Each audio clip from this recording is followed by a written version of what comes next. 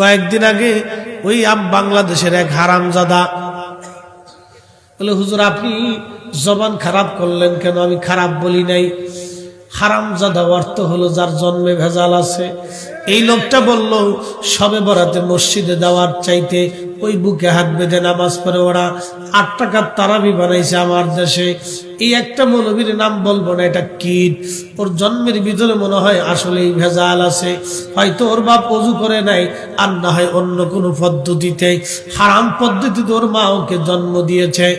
এই কীটটা বলে ফেলল মসজিদে শবে বরাতের রাত্রে মসজিদে কাটানোর চাইতে বেশ্যাখানায় কাটানো ভালো। আল্লাহু আকবার। একবার জোরে বলা যাবে কি নাউজুবিল্লাহ? আমরা মনে করতেছি ওর জন্ম এইরকম পতিতালয়ে, আজারে বাজারে, ঝড়ে জঙ্গলে, হোটেলে মোটেলে, পার্কে বেঞ্চে, যেখানে সেখানে অবৈধভাবে হয়েছে। তাহলে এত বড় পবিত্র রজনীর ব্যাপারে যে বাজে কথা বলতে পারে, বাংলাদেশে এইগুলি হলো ইহুদিদের মোসাদের এজেন্ট। জুতা দিয়ে বাইরে সমাজ থেকে তাড়াইতে হবে। ঠিক কিনা?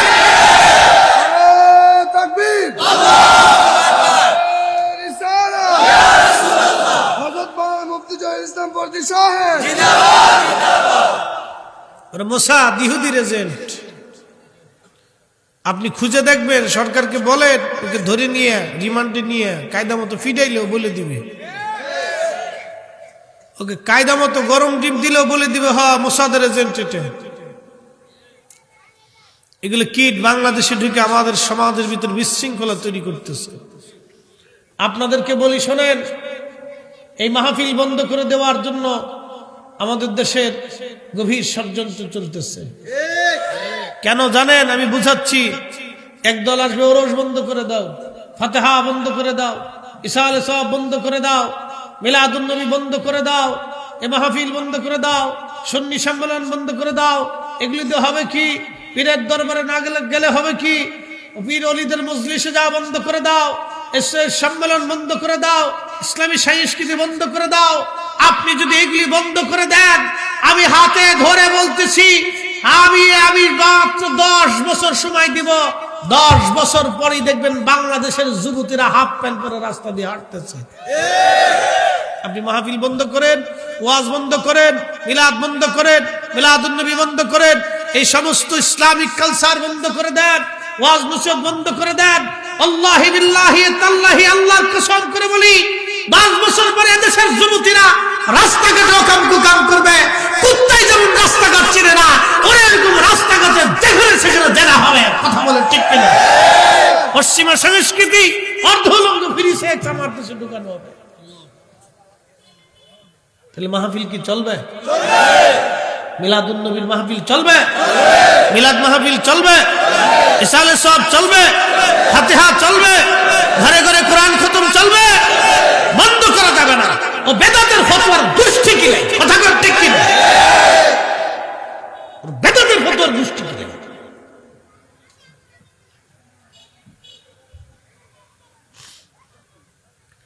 প্রিয় মুসলমান শাহরাস্তিবাসী, খুব মনোযোগ দিয়ে কথাগুলি শুনে যাবেন। শক্ত হতে এখনো যদি শক্ত না হন, প্রতিবাদ করতে যদি না শিখেন, তাহলে সর্বনাশ হয়ে যাবে।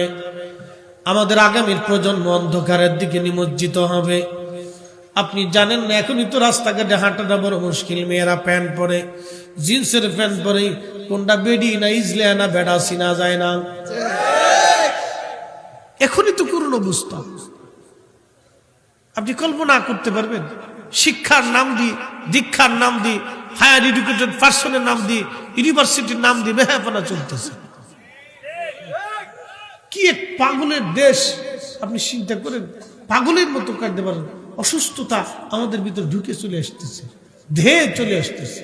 একটা মেয়ে জিন্সের প্যান্ট পরে মোটরসাইকেল চালাচ্ছে, কোনো শরম লজ্জা নেই। আরে কুত্তারও তো শরম লজ্জা আছে। কুত্তাও মাঝে মাঝে চিন্তা করে, তোরা মানুষই চিৎকার। হ্যাঁ, কি লেগে মানুষ হচ্ছে? নারী তো নারীর কাতারে থাকবে, পুরুষ পুরুষ কাতারে থাকবে। নারীকে আল্লাহ সৃষ্টি করেছেন তার এক আলাদা বৈশিষ্ট্য।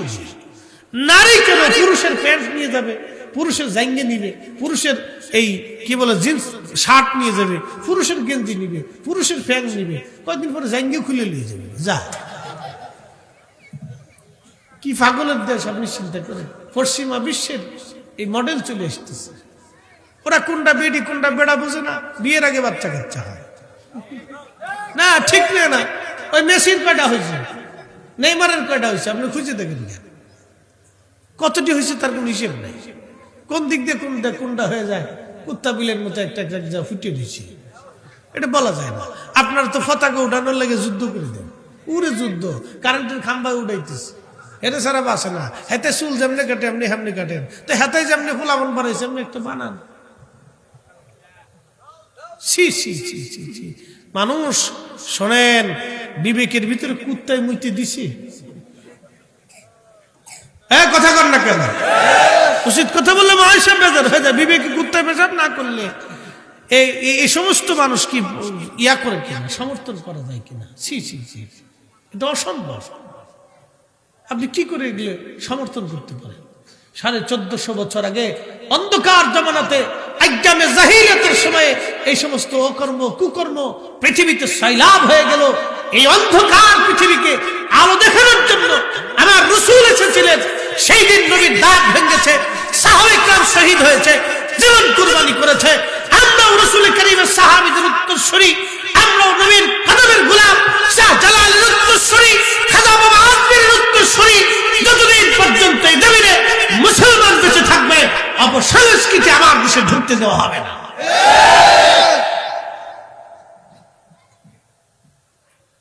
প্রিয় উপস্থিতি, আপনাদেরকে বলতেছি, আইয়ামে জাহিলিয়াতের সেই সমসাময়িক সিচুয়েশনগুলো আমাদের মধ্যে আসতেছে। সন্তানদেরকে পারিবারিকভাবে শিক্ষা দিবেন, শুধু স্কুল কলেজ ভার্সিটির চিন্তা করে থাকবেন না। পরিবার থেকে শিক্ষা হচ্ছে সবচেয়ে বড় শিক্ষা।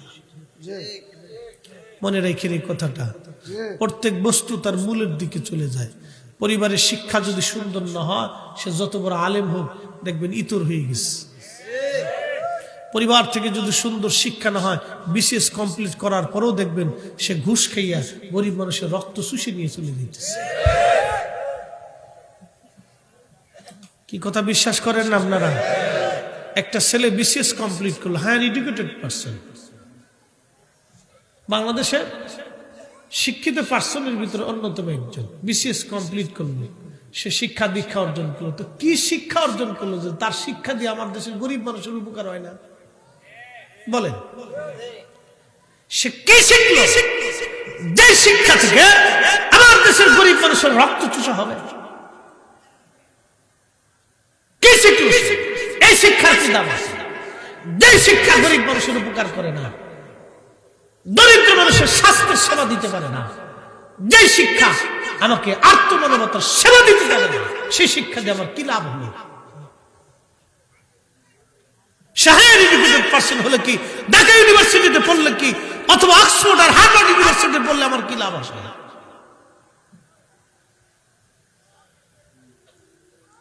এই জন্য পরিবারের শিক্ষা ইসলামী শিক্ষার মতো এরকম চমৎকার শিক্ষা পৃথিবীতে আর কিছু হতে পারে না।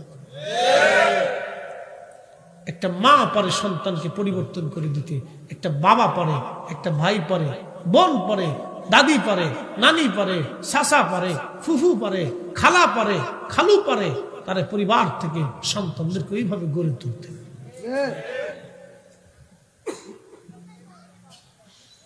কথা মনে রাখবো। সাহারাষ্ট্রের মুসলমান, অনেক দূর পর্যন্ত চলে গেছি আলোচনা। বলে হুজুর এইগুলি কেন বলেন? বলি এই জন্য, বড় দুঃখের কারণে বলি, সমাজের কারণে বলি। আজকেও দেখলাম কোচিং সেন্টারে যাওয়ায় এক মেয়েকে ধর্ষণ করা হয়েছে। কি বলবেন? ভিডিও ক্লিপস করে তাকে দিনের পর দিন ধর্ষণ, শেষ পর্যন্ত মেয়েটা আত্মহত্যা করেছে। বলুন, ওই মেয়েটা যদি আপনার সন্তান হতো, আপনার বোন হতো, আপনার কলিজায় কেমন ব্যথা লাগতো? তার মনে বোঝা গেল যেই শিক্ষক কোচিং সেন্টারে শিক্ষা দিয়েছে ও মানুষ না, ও মানুষ নামের জানোয়ার।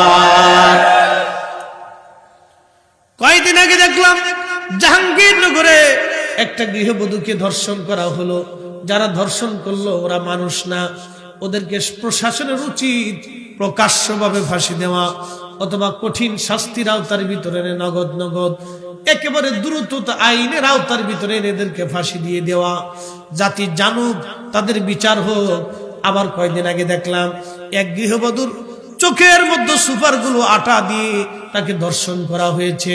এরকম যদি চলতে থাকে, এদের বিচার যদি সহসা না হয়, তাহলে আমার সমাজ আরো সামনে অন্ধকারে নিমজ্জিত হবে। আমরা এগুলো দেখতে চাই না। কোন মা ধর্ষিতা হোক, কোন বোন ধর্ষিতা হোক, সে আমার বোন হতে পারে, আপনার বোন হতে পারে, আপনার সন্তান হতে পারে, আমার সন্তান হতে পারে। পৃথিবীর কোনো বাবা এটা মানতে পারে না, কোনো ভাই এটা মানতে পারে না, কোনো স্বামী এটা মানতে পারে না। এইগুলি যে বা যারা করবে তাদেরকে কঠিন শাস্তির আওতার ভিতরে নিয়ে আসতে হবে। প্রিয় মুসলমান আমার, এগুলির ব্যাপারে আমাদের কঠিন থেকে কঠিনতর হতে হবে। এই জন্য আমরা আলেম ওলামারা ওয়াজ করি, এই ওয়াজ চলবে। ওয়াজ যদি বন্ধ হয়ে যায়, নসিহত বন্ধ হয়ে গেলে আপনার দিনের শিক্ষা বন্ধ হয়ে যাবে, মানুষ সত্যটা বুঝতে পারবে না। আমার দেশের নারীরা ওপেন হয়ে যাবে, পুরুষরা ওপেন হয়ে যাবে। গরু ছাগল হাঁস মুরগি বেড়া বকরি শিয়াল কুত্তা যেমন রাস্তাঘাটে চলাচল করে, মানুষের চরিত্র সেরকম হয়ে যাবে। আমরা চাই না আমাদের আগামীর প্রজন্ম ধ্বংস হয়ে যাক, আগামীর প্রজন্ম কোরআনের পথে চলুক, আগামীর প্রজন্ম কালেমার পথে চলুক, আগামী প্রজন্ম সুন্নিয়তের পথে চলুক। এটাই আমাদের কামনা। কথা বলেন ঠিক কিনা?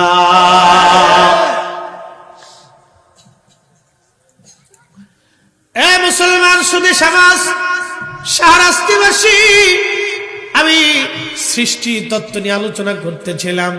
এর অর্থ হলো আমরা অস্তিত্বহীন ছিলাম, ওই মালিকের কাছে আমরা আবার ফিরে চলে যাব।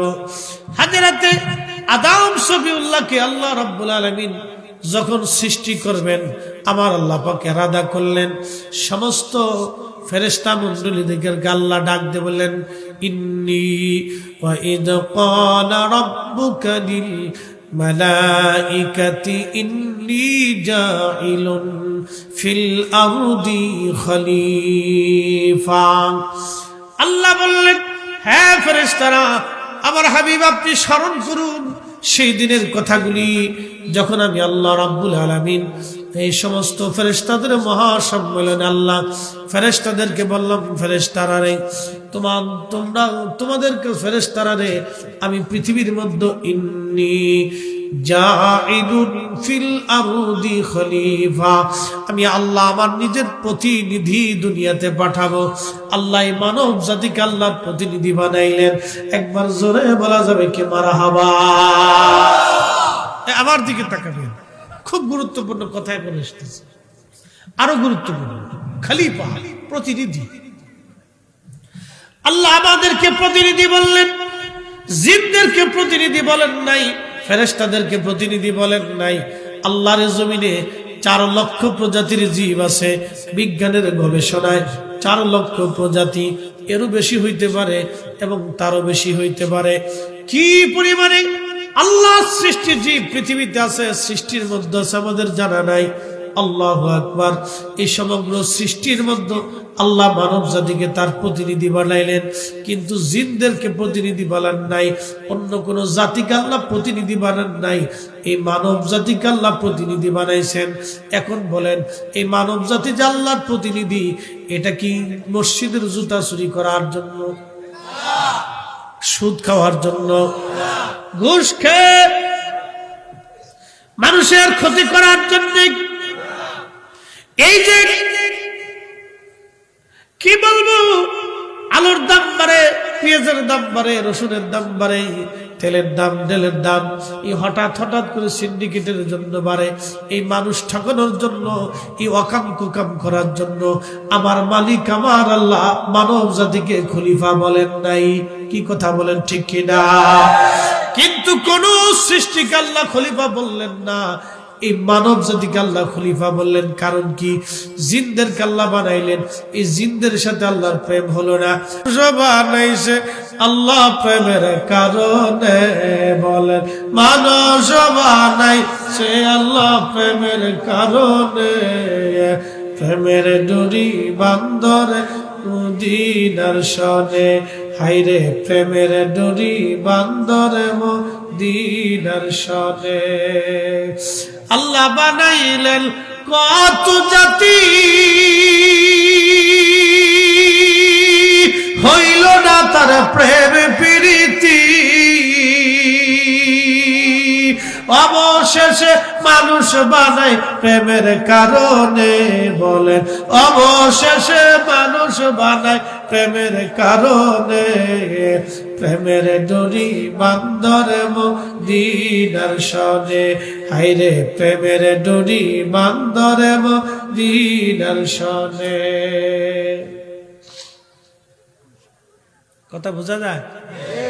তাহলে মানুষ আল্লাহ বানাইছে প্রেম করার জন্য, চুরি করার লাগিয়া, অকাম করার লাগিয়া, মানুষ ঠকানোর লাগিয়া, সুদ খাওয়ার লাগিয়া, রোজা ছাড়ার লাগিয়া? না না, আল্লাহর প্রেমের জন্য বানাইছে।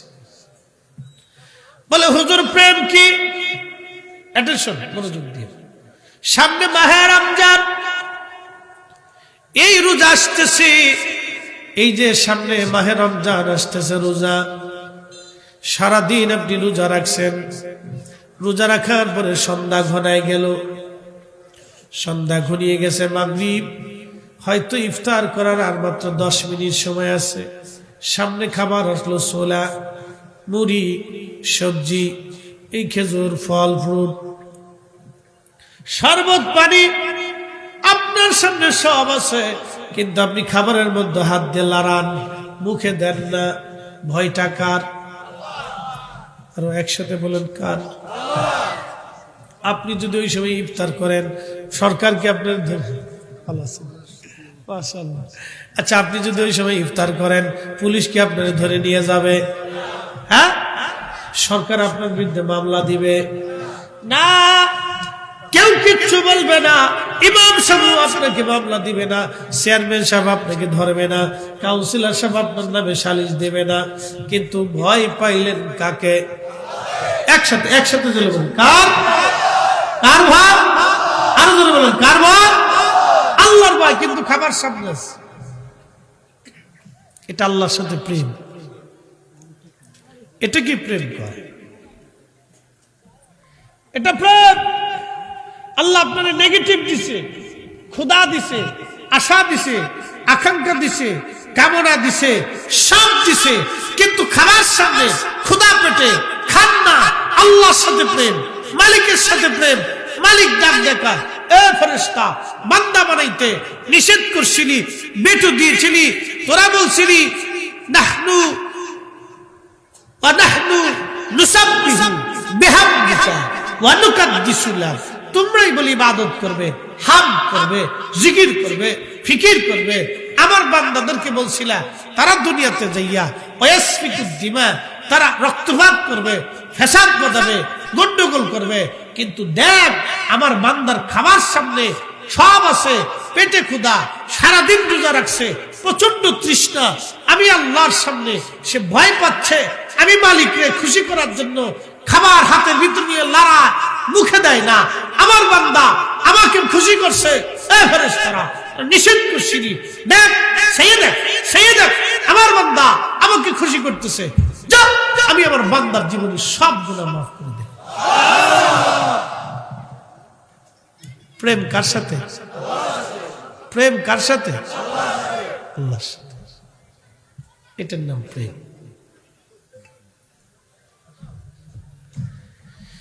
আমার দেশে কিছু মুরব্বী দেখবেন একেবারে বৃদ্ধা, একেবারে বুড়া হয়ে গেছে মুরব্বী। এই মুরব্বী দেখবেন কি করে, আপনার একেবারে ঠান্ডা, প্রচন্ড শীত পড়তেছে, এই শীতের মধ্যে কেঁপে কেঁপে ধীরে ধীরে হেঁটে হেঁটে মসজিদে যাইয়া কেঁপে কেঁপে আল্লাহর সেজদা দেয়। আল্লাহ ডাক দেখে, ফেরেশতারা দেখ, আমার বান্দা বৃদ্ধ হয়ে গেছে, আমি তার শক্তি কেড়ে নিয়েছি, তার যৌবন কেড়ে নিয়েছি, চোখের পাওয়ার কেড়ে নিয়েছি, কানের শক্তি কমিয়ে ফেলেছি, স্মৃতি কমিয়ে ফেলে দিয়েছি, পেটের শক্তি কমিয়ে ফেলেছি, বডির শক্তি কমিয়ে ফেলেছি, সব শক্তিকে আমি আল্লাহ চিজ করে নিলাম। কিন্তু আমার বান্দা বৃদ্ধকালে সেজদার মধ্যে পড়ে আছে। ফেরেশতারা রে, দেখ দেখ, তুই আমার বান্দাকে সেজদা করতে নিষেধ করেছিস, তুই আমার বান্দাকে বানাইতে নিষেধ করেছিলি, কিন্তু আমার বান্দা সবকিছু ফেলাইয়া আমার সিজদার মধ্যে পড়ে আছে, যা যা তোরা সাক্ষী থাক, আমি আমার এই বান্দার জীবনের গুনাহ মাফ করে দিয়ে আমি আল্লাহ তারে কবুল করে নিলাম। একবার জোরে বলা যাবে কি মারহাবা? ওরে মানুষ বানাইছে আল্লাহ প্রেমের কারণে, বলেন মানুষ বানাইছে আল্লাহ প্রেমের কারণে। প্রেমের ডরি বান্দরে মদিনার শনে, হায়রে প্রেমের ডরি বান্দরে মদিনার শনে। আল্লাহ বানাইলেন কত জাতি,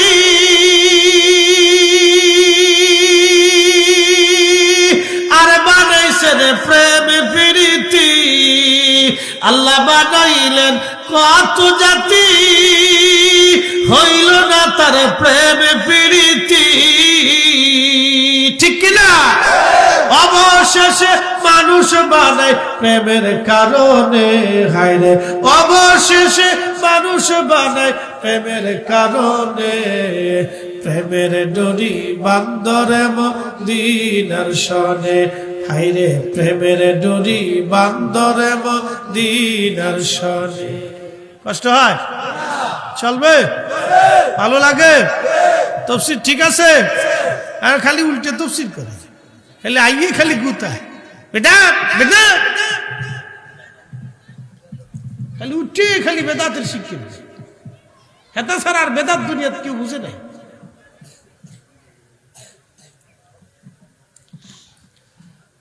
নবীর উম্মত শুনিয়া যান, এই যে মাহফিলে বইছেন, বলবেন হুজুর মাহফিলে বইসে আমরা লাভ হইল কি? আজকে একটা হাদিস শুনেছি, আমরা নিয়ে আল্লাহর বক্তব্যটা একটু শুনে যান। এই মাহফিলে বসলে কি লাভ হয়? আল্লাহর বক্তব্য শুনে।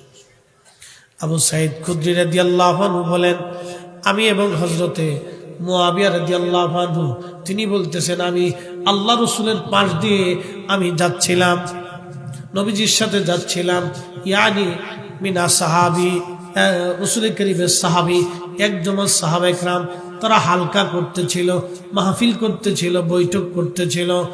ওই বৈঠকের সাহাবীদের মজলিস মাহফিলের পাশ দিয়ে আমি যাচ্ছিলাম আমার রাসূলকে নিয়ে। এমন সময় আল্লাহ নবী জিজ্ঞেস করলেন, মা জালাসনাকুম, সাহাবীরা রে তোমরা কি জন্য বসছো?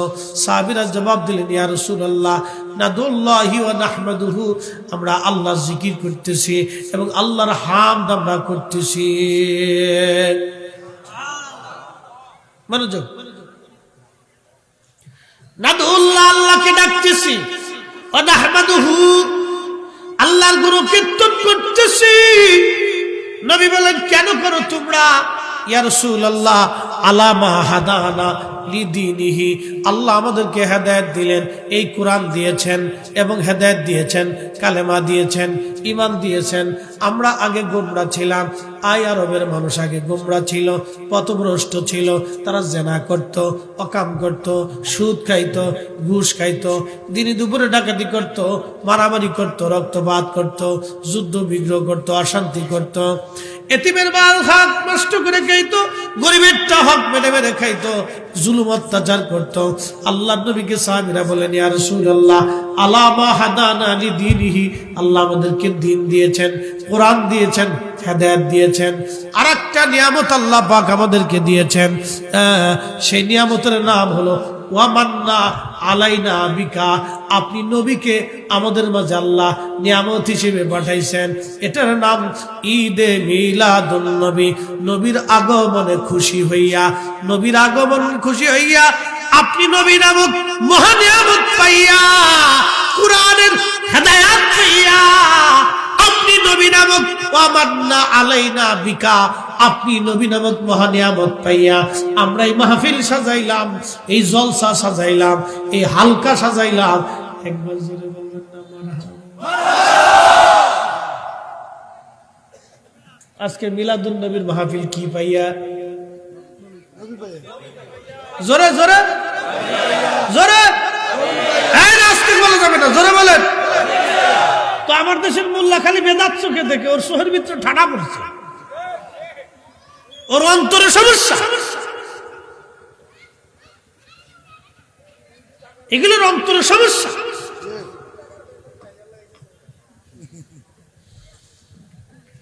সাহাবী বলতেছি ইয়া রাসূলুল্লাহ, দুই কারণে আমরা এখানে বসছি।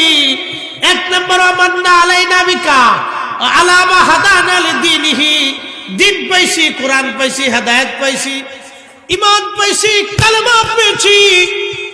আমান্না আলাইনা বিকা, আপনি নবীর মতো মহা নিয়ামত আমরা পাইছি।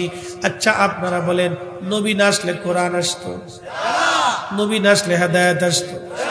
নবী না আসলে জান্নাত জাহান্নাম বুঝতাম? নবী না আসলে আল্লাহ চিনতাম? তার মানে বোঝা গেল হেদায়েত যিনি আনছেন তিনি আমার নবী, রহমত যিনি আনছেন তিনি, নিয়ামত যিনি আনলেন তিনি নবী।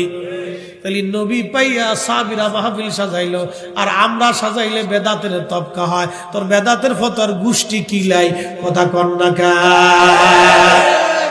চলবে মিলাদুন নবীর মাহফিল? চলবে? হ্যাঁ, হাত উঁচা করে বলেন চলবে? দু হাত উঁচা করে বলেন চলবে?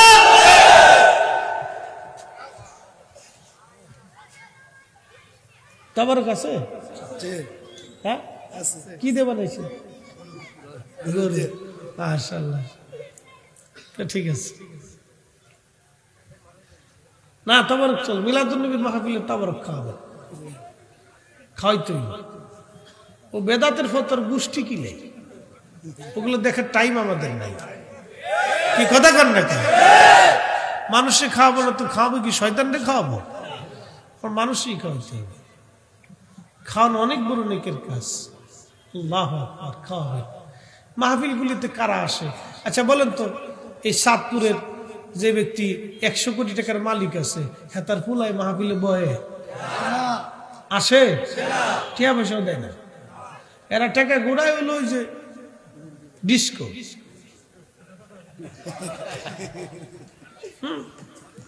আপনি সাতপুরে কনসার্ট দেন, দেখবেন ওরা আগে পাবেন। নর্তকী আইনে নাচান, দেখবেন ওরা আগে পাবেন।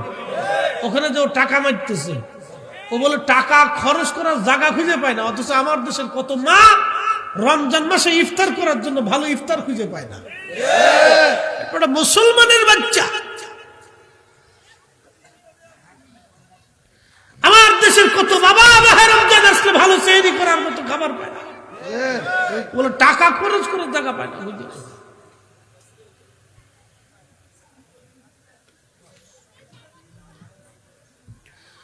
মুসলমান হাজিরিন, খুবই মনোযোগ দিয়ে কথাগুলি শুনে যান। যদিও কথাগুলি শুনতে আমার আপনাদের কাছে ঠিক তো মনে হবে, কিন্তু আমি কথা তো বলতেছি একবারে ডাইরেক্ট। আল্লাহু আকবার। দুনিয়া অল্প সময়ের জন্য আমরা সবাই কবরে চলে যাব, থাকার কোনো সুযোগ আমাদের নাই। এমন জীবন করিও গঠন, হাসিবে তুমি কাঁদিবে ভুবন। এমন জীবন করিও গঠন, হাসিবে তুমি কাঁদিবে ভুবন।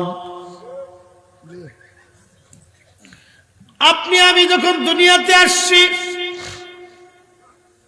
দাদা খুশি, নানা খুশি, মামা খুশি, পরিবারের সবাই খুশি, গ্রামবাসী খুশি। আপনি তখন কেঁদেছিলেন, আমি কাঁদছিলাম। আহা, আবার আপনি যখন দুনিয়ার থেকে চলে যাবেন, সবাই কাঁদতে হবে, আপনাকে হাসতে হবে। সবাই আপনার জন্য আফসোস করবে, কাঁদবে, আর আপনি হাসবেন।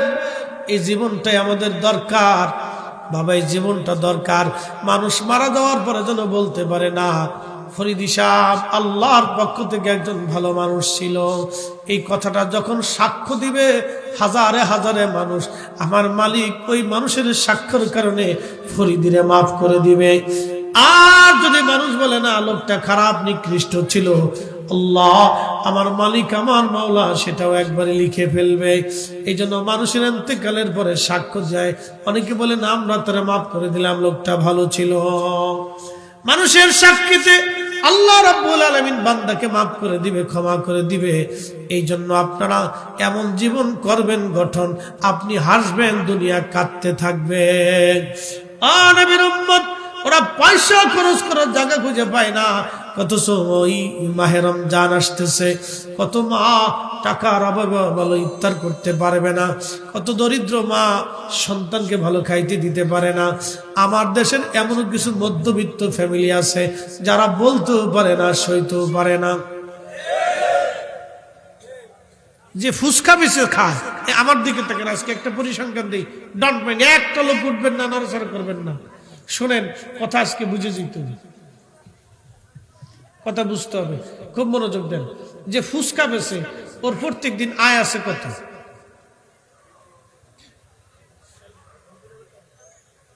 শর্টপটি হাউস, বিসমিল্লাহ শর্টপটি হাউস, উড়ে খাওয়া খায় মানুষ, বাপরে বাপ। আচ্ছা, যে শর্টপটি বেছে তার কত আয় আছে একটা হিসাব করেন না। 1000 টাকা ধরলাম 1000 টাকা, তাহলে মাসে কত আসলো? 30,000 বাদ দিয়ে আমি 5,000 বাদ দিলাম, তাহলে কত হইল? 25,000। মনোযোগ দিয়ে সারাদিন পরিশ্রম করে যে দিন মজুর রুজি করে তার মাইনা কত? 500 টাকা, একবারে সর্বনিম্ন, তাই না? তাহলে মাসে আসলো কত? 15,000 টাকা। বুঝে যান, একজন ইমাম সাহেবের বেতন কত?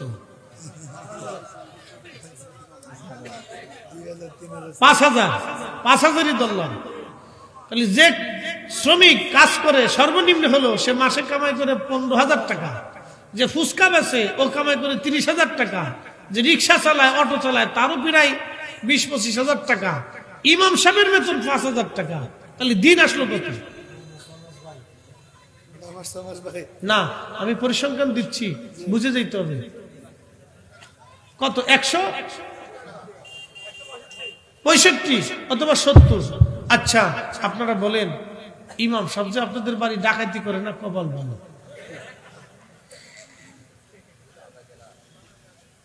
না, আমি পরিসংখ্যান দিচ্ছি, আজকে শুনে যান, ডোন্ট মাইন্ড। মাহের সামনে মাহে রমজান আসতেছে বাবারে, প্রত্যেক মানুষকে কিন্তু আল্লাহর আদালতে দাঁড়াইতে হবে বাবা, কথা ঠিক কিনা?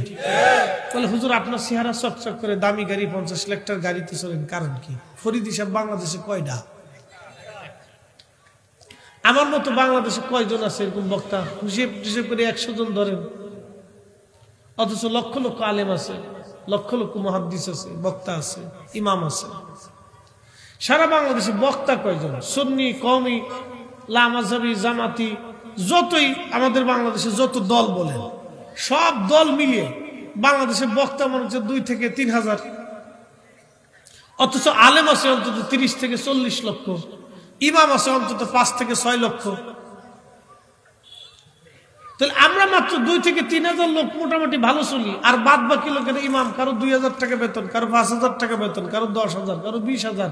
20,000 যার আছে এই বেটা শোনাই সহগা, এটার কমিটি এমন শক্ত, যদি কমিটির কাউরে নাম ধরে দোয়া না করে তো চাকরি শেষ। কথা কিন্তু খারাপ কইনি, তাহলে চাকরি শেষ। তাহলে কমিটি করছে না, ইমাম সাহেব লোক সুবিধার না, এটা চেঞ্জ করতে হবে। কে বলছে? সেক্রেটারি সাহেব বলছে। কে বলছে? ক্যাশিয়ার সাহেব বলছে।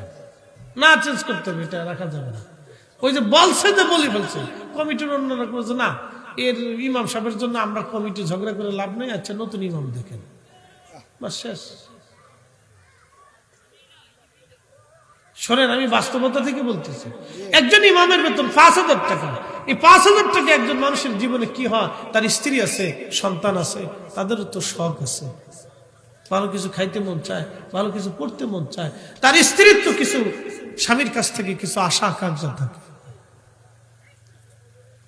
এখন আপনারা প্রশ্ন করবেন, ফরিদী হুজুর দোষ কার? কপালের না শয়তানের না মসজিদ কমিটির না মুসল্লির? কার দোষ? এবার পরিসংখ্যান আসে। একটা বিড়ির দাম কত? 5 টাকাটাই ধরলাম, এটা খয়রাতি বিড়ি বর্তমানে আর কি, নাকি খয়রাতি বিড়ি 5 টাকা ধরলাম। একটা বিড়ির দাম 5 টাকা। একজন প্রত্যেক দিন কয়টা বিড়ি খায়? 1 প্যাকেট ধরলাম। 1 প্যাকেটে কয়টা থাকে? 10টা থাকে। তো 10টা বিড়ির দাম কত? মাসে গেল কত? 1,500 টাকা। সে বিড়ির পিছনে, চার পিছনে 1,500-2,000 টাকা মাসে খরচা করে।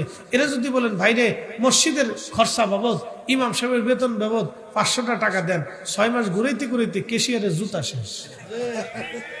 কথা কন না, কেউ জোরে বলে। তাহলে আমি কমিটির দোষ দিব না, দোষ হলো মুসল্লি। দোষ কার? মুসল্লি। হেতে আবার ঘুমায় ঘুমায় স্বপ্ন দেখে মরে গেছি, বেহেশতে 80টা হুল নিয়ে জান্নাতে ঘুরতেছি, শয়তানে আসার করে ওরে দাদা। ইমাম সামনে ঢাকাইয়া তুমি এগুলি করা যাবে না। শোনেন, একেবারে ন্যূনতম আমাদেরকে বুঝতে হবে, একজন ইমাম অন্য কোনো আর কাজ করতে পারে না। আপনারা বলেন উনি বসে বসে খায়, উনি বসে খায় না। আপনার একটা দায়িত্ব তো ওনার মাথার উপর। উনি 24 ঘন্টা ডিউটি করে, তার মগজে ব্রেনে থাকে, সে যেখানেই থাকুক জোহর রক্তে মসজিদে তাকে হাজিরা দিতে হবে, সে যেখানেই থাকুক আসরে মসজিদে থাকতে হবে, সে যেখানেই থাকুক যত কাজে থাকুক মাগরিবে তার মসজিদে থাকতে হবে, সে যেখানেই থাকুক যত ঘুমেই থাকুক তাকে ফজর উঠতে তাকে উঠতে হবে। সে তো 24টা ঘন্টা আপনার মসজিদ পাহারা দেয়, সে আপনার জিম্মায় থাকে, আল্লাহ আপনার দায়িত্বে তাকে দিয়ে দিচ্ছে, আপনার দিকে সে তাকায় থাকে। এগুলো করবেন না আপনারা। মসজিদের মুসল্লিরা আপনারা 200 টাকা 300 টাকা 500 টাকা দিয়ে সামর্থ্য অনুযায়ী যদি দিয়ে ইমাম সাহেবের 5,000 টাকা বেতন বাড়াই দেন, বেচারা সন্তুষ্ট থাকবে, দোয়া করবে, তার স্ত্রী আছে। আর মিলাদের কথা তো আর দুঃখের কথা কয়ে লাভ নাই।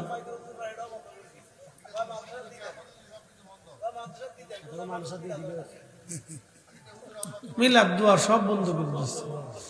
দোষ তো আমাদের কার দেব? কপালের জুতা দিয়ে ফিটে দিব, সারা উপায় নাই। সারপ্রাইজ দিয়ে সমস্যা, কপালের দোষ এছাড়া কি কইতাম, কি কমো আর দুঃখের কথা। আহা বলে লাগবে। আফসোস, এই গুতাগুতিতে আমরা জান শেষ। এই সেই যুক্তিবাদী সাহেবের একটা গল্প শুনছিলাম, ও আছে 2 ব্রাহ্মণে গেছে এক বাড়ি খাইতে, ভক্তর বাড়ি খাইতে গেছে। ভক্তরা তো আমাদেরকে খুব মোহাব্বত করে, সব ধর্মেরই ধর্মগুরু যারা আছে ধার্মিকরা সবসময় তাদেরকে সম্মান করে, যেমন আপনারা আমাদেরকে করেন। তো 2 ব্রাহ্মণ খাইতে গেছে, তো একজন আরেকজনে বাড়িওয়ালা জিগে আপনি বড় ব্রাহ্মণ? তো একজনে গোসলখানায় গেছে, তার একজনে জিগে আপনি বড় ব্রাহ্মণ না, যে গোসলখানায় গেছে হেতাই বড় ব্রাহ্মণ? কয় না, ওটা তো একটা গরু, হেতাই একটা গরু। তো বাড়িওয়ালা চিন্তা করছে, যাক পাওয়া গেছে, গরু একটা পাইছি। তাই হেতাই গোসল করে আসার পরে, হেতাই গোসলখানায় ঢোকার পরে হেতারে জিগে আপনি বড় ব্রাহ্মণ না? হেতাই বড় ব্রাহ্মণ। কেন, এটা একটা ছাগল, একটা গরু আর একটা ছাগল। শেষ পর্যন্ত আচ্ছা ঠিক আছে, ছাগল একটা পাওয়া গেছে। তো হেই বেড়ায় যাইয়া ভক্ত যায় কিছু ঘাস পাতা তরুলতা পাতা ভুসি টুসি সব নিয়ে এসে সামনে খাবার টাবার দিচ্ছে। আনকার 2 জনে খান। কি ব্যাপার, দাওয়াত করে আনলেন, ভাত টাত খাবার টাবার না দিয়ে আপনি এই ভুসি টুসি ঘাস পাতা নিয়ে আসেন? কয় না, আপনি বাথরুমে যাওয়ার পরে হাতে আপনার গরু কইছে, আর আপনি বাথরুমে যাওয়ার পরে হাতে আপনার ছাগল কইছে। তো যেহেতু 2 জন গরু ছাগল পাওয়া গেছে, অতএব আপনারা 2 জন কায়দা মতো খান। আমরা আলেমদের দোষ হয়েছিল, আমরা কপাল আমরা নষ্ট করছি। এদেশের মানুষ আলেমদেরকে সর্বোচ্চ প্রায়োরিটি দেয়, সম্মান দেয়। কি কথা বলেন, ঠিক কিনা? বাড়ির ভালো খাবারটা আলেমদের জন্য নির্বাচন করা। আমরা গুতাগুতি করি, এগুলো নষ্ট করছি, আমরা নষ্ট করেছি। আপনাদের দোষ দিলাম, আপনাদের কোনো দোষ আমি দিই, সব আমাদের দোষ। আমরা গুতাগুতি করি, আমাদের সম্মান আমরা নষ্ট করছি। একজন আলেম মিলাদ শরীফ পড়ে কিছু হাদিয়া নিবে, আরেকজন এসে বলতেছে ও পেট পূজারি। ওই পেট পূজারি যে এসে ফতোয়া দিল, ও পেট পূজারি, ওকে যাই 1000 টাকার একটা নোট দিয়ে ওর হাতের মধ্যে খুশি দিয়ে বলেন হুজুর একটু দোয়া করেন, দেখবেন 32 দাঁত বার করে একটা হাসি দেখবেন, কি দরকার ছিল, কথা কর না কেন? এই বেটাই কিন্তু এসে ফতোয়া দিছে, এটা পেট পূজারি, আবার ওরে টাকা দিলেও খুশি হয়, তার মানে ও শয়তান পূজারি। ফাজলিমির একটা সীমা থাকা উচিত। এগুলি চলতেছে আমাদের দেশে, এগুলির আহলের মধ্যে কুত্তায় মুতি দিচ্ছে।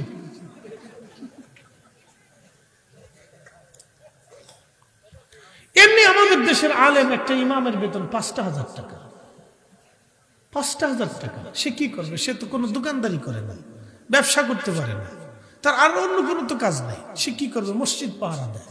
সে মুসল্লির দিক তাকায় থাকে, মুসল্লি একটু দোয়া করা, একটু কোরআন খতম দেওয়া, এই দোয়া খায় করে কিছু পয়সা করে সে হাতে যদি পায় তো পাইতে পারে, অসুবিধা কি? একটা লোকের হাদিয়া দিয়েও তো সুন্নত বাবা। আপনি দোয়া করায় দেন বা না দেন, যে কোনো মুহূর্তে আপনি তার হাদিয়া দেওয়াটাও তো সুন্নাত। দিতে পারেন না, অসুবিধা কি? এইটার আপনি ফতোয় গুতাই মারছে, শয়তান কোথাকার। ফাজলিমির একটা সীমা থাকা উচিত। মানুষের রিজিকে হাত দেয় সবসময়, সম্মানে হাত দিচ্ছে।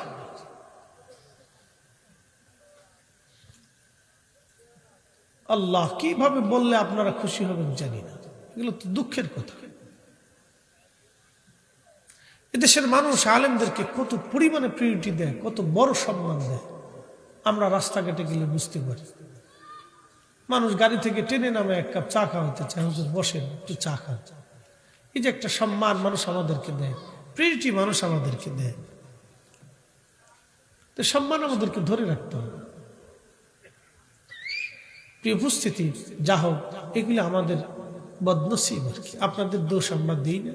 ওই আমাদের ফরিদপুরে আগে একটা রেওয়াজ ছিল, এই আমাদের ফরিদপুরে আগে একটা রেওয়াজ ছিল, গাছে আম কাঁঠাল এরপরে যে ফসল ধান টান আসলে মিষ্টি সিন্নি পাকাইয়া এরপরে দুধ আম আনিয়া হুজুরের দাওয়াত করিয়া তারপরে বাড়িতে এনে একটু দোয়া খের করাইতো। এটার বলতো মোল্লা খাওয়ানো।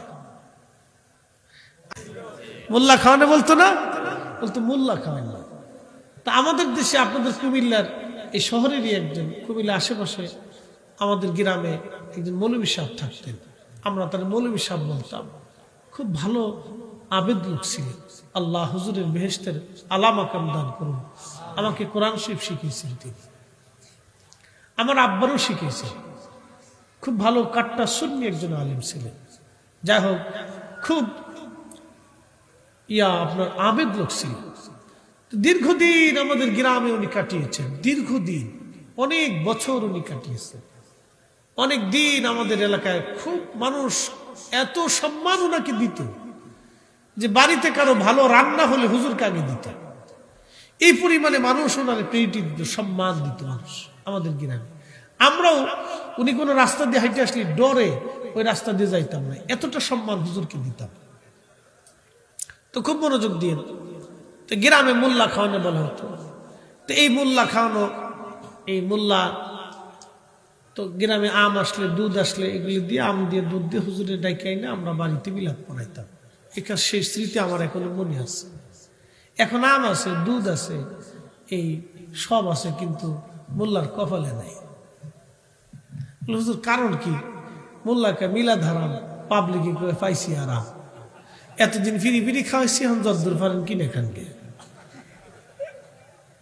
কি কথা খারাপ করছি ভাই? কিনে খানকে। তার মানে আমরা আমাদের বরাত নষ্ট করছি।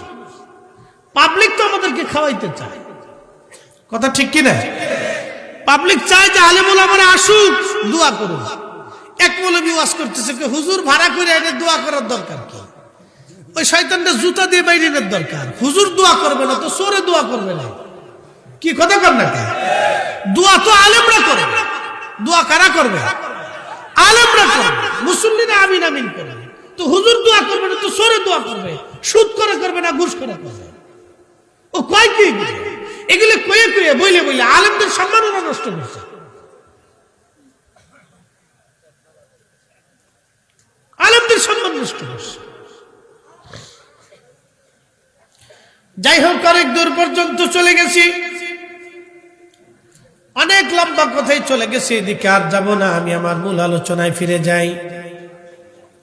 যে কথা বলছিলাম, এই যে মাহফিল খানা দেখে আল্লাহ কেমনে খুশি হয় দেখেন, মনে আসেনি আপনাদের?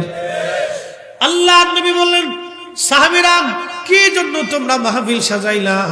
সাহাবীরা বলেন, ইয়া রাসূলুল্লাহ, ইয়া হাবিবাল্লাহ, আলামা হাদানা লিদীনিহি, এই দিন পেয়ে হেদায়েত পেয়ে মাহফিল সাজাইলাম। ওয়া মান্না আলাইনা বিকা, আপনি নবী পেয়ে মাহফিল সাজাইলাম।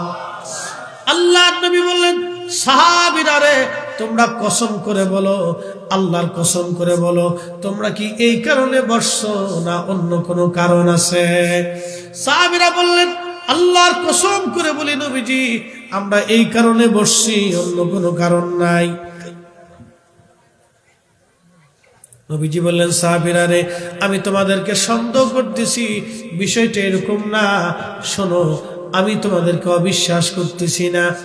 ফাইন্নামা আতানি জিবরিল আলাইহিস সালাম, অবশ্যই জিবরাইল আলাইহিস সালাম আমার কাছে আসছিলেন। ফাখবিরনি, তিনি আমার কাছে সংবাদ দিয়ে গেলেন, ইউবাহিমুকুমুল মালায়েকা, তোমাদের এই দৃশ্যখানা, মজলিসখানা, মাহফিলখানা দেখে আমার আল্লাহ तमाम ফেরেশতাদের সামনে তোমাদেরকে নিয়ে আমার আল্লাহ গর্ব অহংকার করতেছে। একবার জোরে বলা যাবে কি মারহাবা? চিৎকার করে বলে আল্লাহু আকবার, নারে তাকবীর, নারে রিসালাত। মিলাদুন নবী যেখানে, মিলাদ মাহফিল যেখানে, তাহলে মাহফিল দেখে খুশি হয় কে? অহংকার করে কে? না না, মাহফিল দেখে খুশি হয় আল্লাহ, অহংকার করে আল্লাহ, বেজার হয় শয়তান। বেজার হয় কে? খুশি হয় কে? তাহলে মাহফিল চলবে, মাহফিলে বসবো, মাহফিল করব, তাহলে মিলাদুন নবীর মাহফিল চলবে, দোয়া খায়ের চলবে, ফাতিহা চলবে, ইসালে সব চলবে, কোরআন খতম চলবে। বেদাতের ফতোয়ার গোষ্ঠী কি এগুলি করবে? এই মজলিস, মাহফিল, জিকিরের মাহফিল, এগুলি দেখে আল্লাহ খুশি হয়, গর্ব করতে থাকে। এ ফেরেশতারা, তোরা আমারে বান্দাকে নিষেধ করেছিলি, তোমরা বলেছিলে ওয়ানাহনু নুসাব্বিহু বিহামদিকা ওয়া নুকাদ্দিসু লাক, তোমরাই বলে হামদ করবে, তোমরাই বলে জিকির করবে, তোমরাই বলে শুকরিয়া করবে। দেখো আমার বান্দাদেরকে কাম দিছি, ক্রোধ দিছি, লোভ দিছি, মোহ দিছি, হিংসা দিছি, কামনা, বাসনা, রিয়া, আশা, আকাঙ্ক্ষা, ক্ষুধা, যাতনা, নেগেটিভ, পজিটিভ সব দিছি। আমার বান্দা সব নেগেটিভকে লাথি মেরে ফেলে দিয়ে আমার জান্নাতের বাগানে বসে বসে আমার জিকির করতেছে, আমার হামদ করতেছে, আমার প্রশংসা করতেছে, আমাকে ডাকতেছে, আমার জিকিরে সে বান্দা বসে গেছে। আর তোমরা বলছিলে খালি বলে তোমরাই জিকির করবা, তোমরাই বলে ইবাদত করবা। দেখ আমার বান্দা জিকিরের মাহফিলে, ফিকিরের মাহফিলে, নাদুল্লাহি নামাদুহু, আমার জিকিরে, আমার প্রশংসা আমার বান্দা বসে গেছে। দেখ তোরা খালি বলবি তোরাই জিকির করবি, আমার বান্দা করতেছে। দেখ আমার বান্দারা মাহফিলে বসে গেছে। এ ফেরেশতারা, ওরা সাক্ষী থাক, আমার এই বান্দাদের জীবনের সব গুনাহগুলো আমি আল্লাহ মাফ করে দিই। মাহফিল চলবে। মিলাদ মাহফিলে কি হয়? কোরআন তেলাওয়াত হয়, প্রত্যেক হরফে কয় নাকি? না জোরে বলেন, কয় নাকি? জিকির হয়। কার জিকির? তাহলে জিকিরে সব আসে না নাই? এরপরে কোরআন মিলাদ মাহফিলে দোয়া হয়, দুরুদ হয়, প্রত্যেক দুরুদে 10 নাকি 10টা গুনাহ মাফ, 10 বার রহমত দেয় কে? দুয়াতে আল্লাহ পাক এই জিকিরের মজলিসে দোয়া কবুল করে কে? তাহলে মিলাদ মাহফিল কি চলবে? কথা বলেন, চলবে? চালাইতে হবে, বন্ধ করা যাবে? আগুন পানি মাটি বাতাস একযোগে করিয়া প্রকাশ, দেখিলি না তুই কইরা তালাশ, ওরে দেখিলি না তুই কইরা তালাশ, কোন জায়গা সে মহাজন, 4 রঙের মশলা দিয়া, ও 4 রঙের মশলা দিয়া, যে কইরাছি তোর গঠন, 4 রঙের মশলা দিয়া।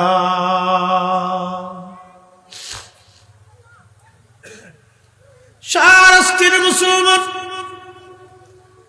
আগুন পানি মাটি বাতাস, আমার আল্লাহ 4টা পদার্থ দিয়ে মানুষ বানাইলেন। মানব শরীরের প্রথম অংশ মাটি, এরপরে পানি, এরপরে বাতাস। খাঁচার ভিতর চিন পাখি কেমনে আসে যায়। এরপরে আগুন, প্রচন্ড শীত পড়ল, বাঁশ ঠান্ডা হয়ে গেল, মাটি ঠান্ডা হলো, কাঠ ঠান্ডা হলো, ঘর ঠান্ডা হলো, কিন্তু আপনার শরীর ঠান্ডা হলো না। আপনার শরীরের ভিতরে অদৃশ্যভাবে যিনি গরম করে রাখলেন, একবার বলেন তো সেই মালিকের নাম কি? আগুন, বাতাস, পানি, মাটি, এই চারটা বস্তু দিয়ে আল্লাহ বডি বানাইলেন, কিন্তু ইঞ্জিন বানাইলেন কি দিয়া? আসল ইঞ্জিন যে নাস্তিকরা বলে, নাস্তিকদের কথা হলো যে খোদা দেখি না সেই খোদা মানি না। যুক্তি তাদের একবারে খারাপ না, যুক্তি তারা জটিল যুক্তি দেয়। এই যুক্তির উত্তর না পাইয়া আমাদের দেশের অনেক যুবকরা পথভ্রষ্ট হয়েছে।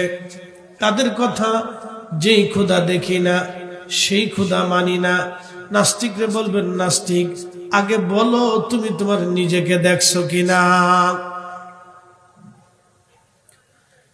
আপনাদের সামনে যে ফরিদি ভাষা, সামনের উপরে যে বডি, এটা একটা কায়া, একটা বেসিস স্ট্রাকচার সুন্দর করে আল্লাহ বানায় বলে, লাকাদ খালাকনাল ইনসানা ফি আহসানি তাকবীর।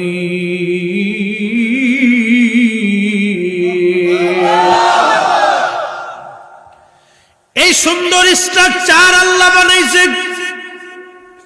যেখানে নাক দেওয়ার দরকার নাক দিলেন, চোখ যেখানে দেওয়ার দরকার আল্লাহ পাক দিলেন, বডি, হাত, পা, চোখ, কান যেখানে যেখানে দেওয়ার দরকার আমার মালিক সেইখানে দিয়ে আল্লাহ সুন্দর করে চমৎকার অবয়ব দিয়ে আমার আল্লাহ মানব জাতি বানাইলেন। সুন্দর করে আল্লাহ বানাইলেন। এটা বডি, এটা একটা স্ট্রাকচার, কিন্তু আসল ইঞ্জিন আমরা কখনো দেখি নাই। আসল ইঞ্জিনের নাম রুহু। আল্লাহর কোরআন বলতেছে, ওয়ায়াস আলুনাকা আনির রুহি কুলির রূহু মিন আমরি রাব্বি। জুত উম্মতকে জানান, এই রুহটা আমি আল্লাহর একটা হুকুম। এটা কি দিয়ে বানানো হলো, পদার্থ কি, কোন বস্তু, এইগুলি কোরআনে আল্লাহ বলেন নাই। আল্লাহ শুধু বলে দিলেন, বন্ধু আপনি জানায় দেন এই রুহটা আমি আল্লাহ পাকের একটা হুকুম। যখন হুকুম আসছে তখন দুনিয়াতে মায়ের পেটের ভিতরে দিয়ে দিল। আবার হুকুম যখন হয়ে যাবে আমার মালিক ডাক দেওয়ার সঙ্গে সঙ্গে আর দুনিয়াতে থাকার কোনো সুযোগ নাই। কথা বলেন ঠিক কিনা? একদিন মাটি ভিতরে হবে ঘর রে, মন আমার কেন বান্ধ দালান ঘর, মন আমার কেন বান্ধ দালান ঘর। আপনারা ফরিদ সাহেবের বডি দেখছেন কিন্তু রুহু দেখেন নাই। আব্দুল করিমের বডি দেখছেন কিন্তু রুহু দেখেন নাই। ইঞ্জিন আপনি আমি দেখি নাই। শাহরাস্তির মুসলমান খুব মনোযোগ দিবেন। আহা, এই বডিটাকে আল্লাহ বানাইলেন মিন সুলালাতিন মিন মাইন মাহিন, একেবারে নির্যাস পানি দিয়ে এর ভিতরে শুক্রাণু ডিম্বাণু মায়ের রেহেমের ভিতরে দিয়ে পরম যত্ন করে আল্লাহ বডি বানাইলেন। কিন্তু ইঞ্জিন টানলেন, রুহের জগৎ থেকে ইঞ্জিন ফুকাই দিলেন রুহের মধ্যে ইঞ্জিন। যখন ইঞ্জিনকে আবার আল্লাহ ডাক দেবে, চলে আসো ইয়া আইয়াতুহান নাফসুল মুতমাইন্না তুরজিই ইলা রাব্বিকি রাদিয়াতাম মারদিয়া। মালিক যখন ডাক দেবে, আসা। ফরিদি সাহেব আর দুনিয়াতে থাকার আর সুযোগ নাই। সভাপতি সাহেবের দুনিয়াতে থাকার সুযোগ নাই। প্রধান অতিথির দুনিয়াতে থাকার সুযোগ নাই। কাউন্সিলর সাহেবের দুনিয়াতে থাকার আর সুযোগ নাই। আহা, আমাদের আগে বহু মানুষ চলে গেল, তাদের থাকার আর সুযোগ হলো না। আমরাও আগামীতে চলে যাব, থাকার আর আমাদের সুযোগ নেই। যিনি চলে গেলেন তিনি তো চলে গেলেন, কিন্তু কোন রাস্তা দিয়ে তাকে নেওয়া হলো আজও পর্যন্ত বিজ্ঞান আবিষ্কার করতে পারে নাই। খাঁচার ভিতর চিন পাখি কেমনে আসে যায়।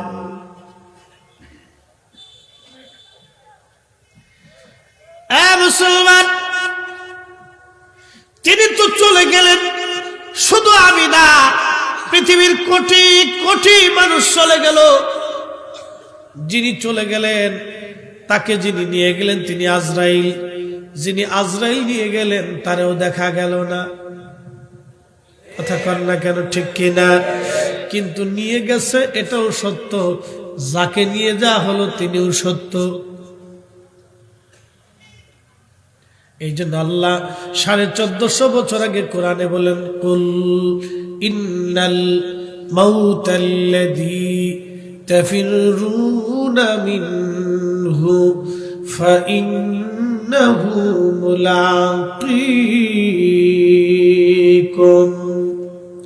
কোরআন বলতেছে, হুজুর উম্মতকে আপনি জানায় দেন।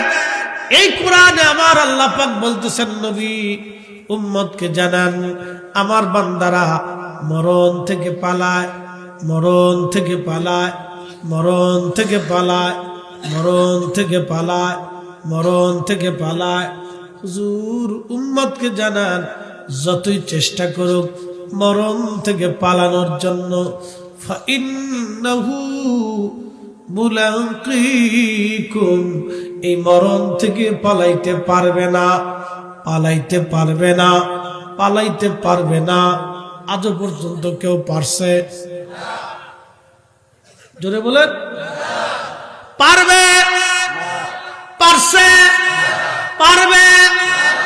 মরণ তার সাথে মুলাকাত করবে। তার মানে নাস্তিক বলে যে খোদা দেখি না সেই খোদা মানি না। ও নাস্তিক, তোদের জন্মটাই হইছে আতারে পাতারে ঝড়ে জঙ্গলে, তাহলে খোদার অস্তিত্বকে কেউ অস্বীকার করতে পারে? আল্লাহু আকবার। এই জন্য কবি কাজী নজরুল লিখেছেন, তুমি রহমান তুমি মেহেরবান। বলেন, তুমি রহমান তুমি মেহেরবান।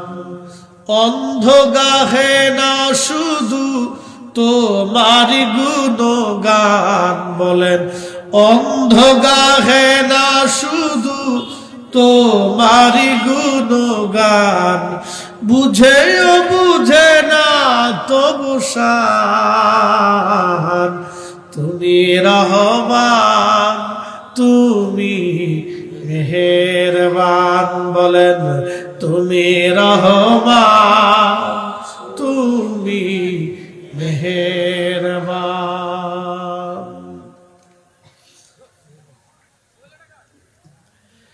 1450 বছর আগে কোরআন বলল, হুজুর উম্মতকে বলেন, মরণ থেকে যতই পালান মরণ থেকে পালাইতে পারবে না। মৃত্যু থেকে পালানোর কোনো রাস্তা নাই, মরণ থেকে পালানোর কোনো সুযোগ নাই। আজও পর্যন্ত কেউ পারে নাই, আর আগামীতেও কেউ পারবে না। তার মানে যাকে নিয়ে গেল তিনিও সত্য, যিনি নিয়ে গেলেন আজরাইল তিনিও সত্য, যার কাছে নিয়ে গেলেন তিনি কে? ইন্না লিল্লাহি ওয়া ইন্না ইলাইহি রাজিউন। নিশ্চয় আল্লাহর জন্য। জোরে বলেন কে? না না, একসাথে জোরে বলেন কে? ওয়া ইন্না ইলাইহি রাজিউন। আমরা ফিরে যাব কার কাছে? আরো জোরে বলেন, কার কাছে? আমরা ফিরে যাব আল্লাহর কাছে। আবার আল্লাহ বলেন, সুম্মা তুরাদ্দুন ইলা আলিমিল গায়বি ওয়াশ শাহাদাত। তুমি আমি মালিকের কাছে ফিরে আসবা।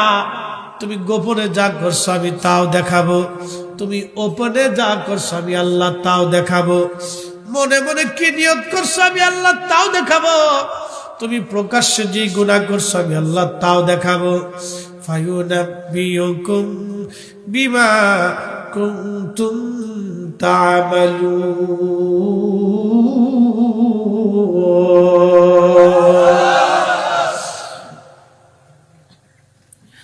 আল্লাহ বলে, বান্দা তোমার জীবনের সব আমলগুলি আমি আল্লাহ সেই দিন দেখাবো। তুমি কি পরিমাণে নামাজ পড়েছো, কি পরিমাণে ভালো কাজ করেছো, মিথ্যা বলেছো, মানুষ ঠকিয়েছো, এই তুমি যা কিছু করছো আমি সব আল্লাহ সেই দিন তোমারে দেখাবো।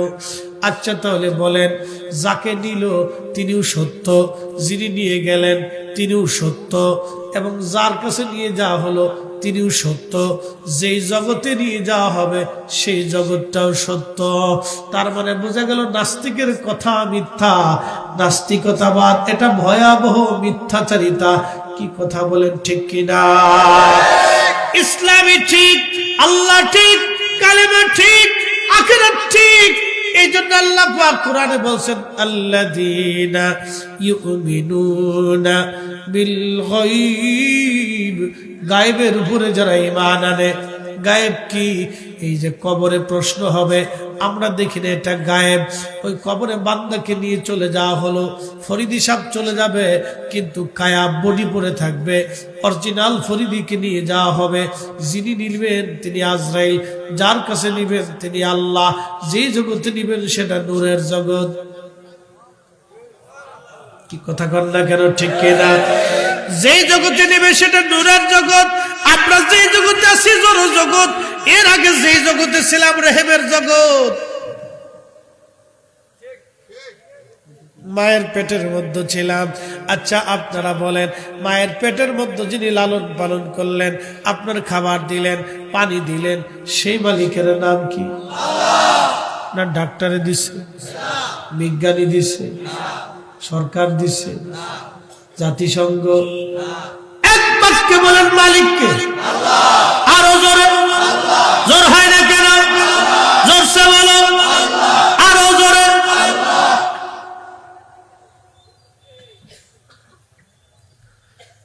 বুঝে যাবেন আমি কোরআনের একটা আয়াতের তাফসীর ধরেছি।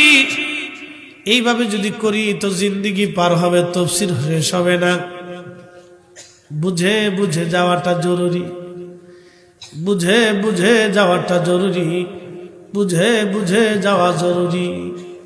ও বান্দা, মাঝে মধ্যে মানুষ হুঁশ হারায় ফেলে আত্মগরিমাতে, অহংকারে, পয়সার কারণে। এই জন্য বাবারে, আগের যুগের ওলি যারা ছিলেন, দুনিয়া বিরাগী হইয়া আল্লাহর খুশি করার জন্য, রাজি করার জন্য দুনিয়াকে লাথি মেরে দিয়ে আল্লাহর জিকিরে ফিকিরে ইবাদতে দিন কাটাইয়া কবরে চলে গেছে। বন্ধুরে, ওই অলিদের বিরুদ্ধাচরণ তোমরা যারা করো, তোমাদের মতো কপাল পোড়া জাতি দুনিয়াতে আর একটাও না।